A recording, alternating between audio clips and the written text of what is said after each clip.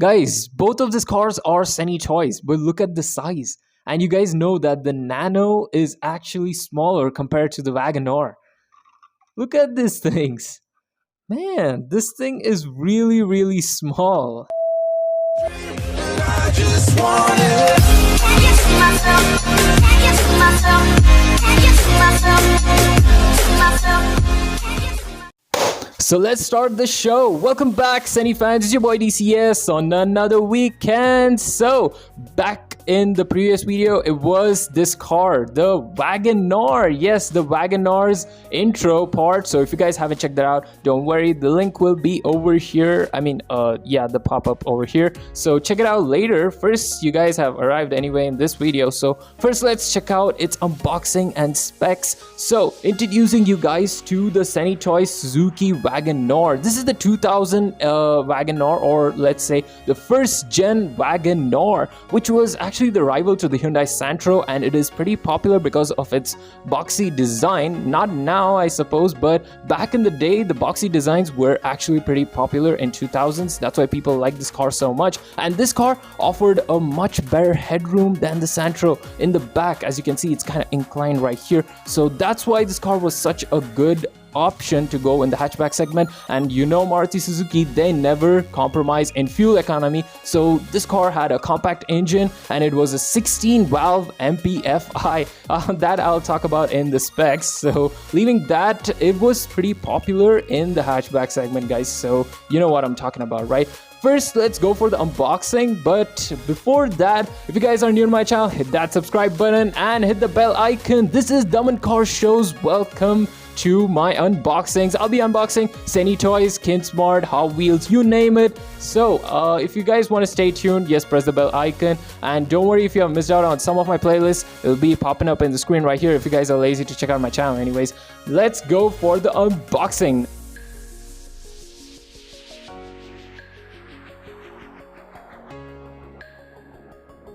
Alright, finally unboxed. Here is the first look of the Wagoner. Alright guys, this is a pretty damn nice car. Actually, I take back what I said about the details part. It's really good, guys. Comparatively, this car is having a clean windshield, which is really nice. The interior is also pretty bright. I really like that. And the sides of the car are actually having a lot of lines, but this is the actual Wagoner. It had a lot of lines and squarish design, which is very good imitated right there. And the wheels, guys, the wheels are the best part of this car. I really love those designs. Simple and nice. But of course, they never came with 5 lug nutted wheels. They only came with 4 even now.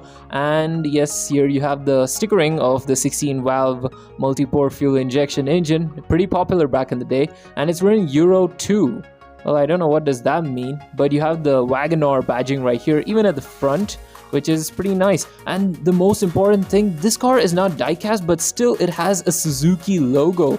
Very nice. I like the attention to details on the grills, and this is the exact same grill which came in the 2000 model.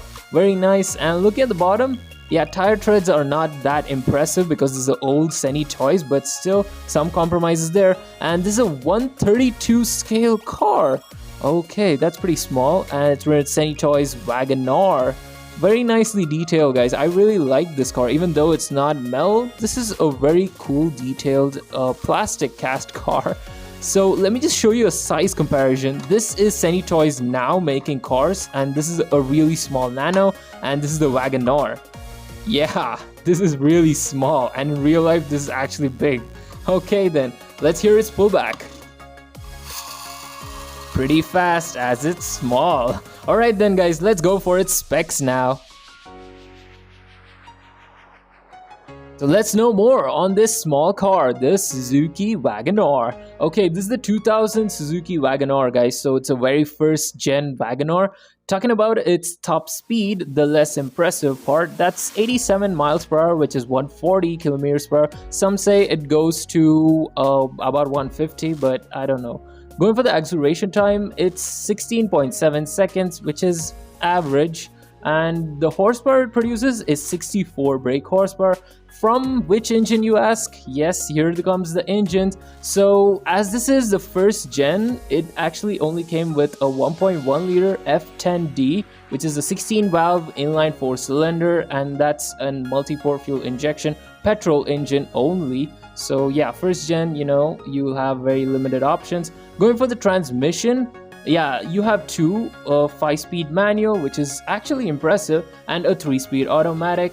Well, talking about the body style, this is, of course, you guys saw the design, right? It's a 5-door hatchback. So yeah, that's about it in the specs. Oh, and one more thing, this car is only available in front wheel drive, so no surprise right there. Alright then, that's the end of the specs. So now let's talk about its ratings. Alright then, ratings, well, I actually really liked its design because of its compact size. The design is very nice. I give it an 8 out of 10, guys. Yes, it deserves an 8. Some places it didn't really look good, so that's why I give it an 8 out of 10, which is actually a good score. Trust me, it's not as bad as the previous cars. So yeah, comment your ratings down below. Let me know in the comment section, and also follow me on Instagram and Facebook. Yes, the links will be right there. Anyways, guys, don't worry, if you want to purchase this car, the links will be in the description once again. Alright then, stay tuned for more, guys. I'll be going out right now. DCS out. Thanks for watching, and do subscribe.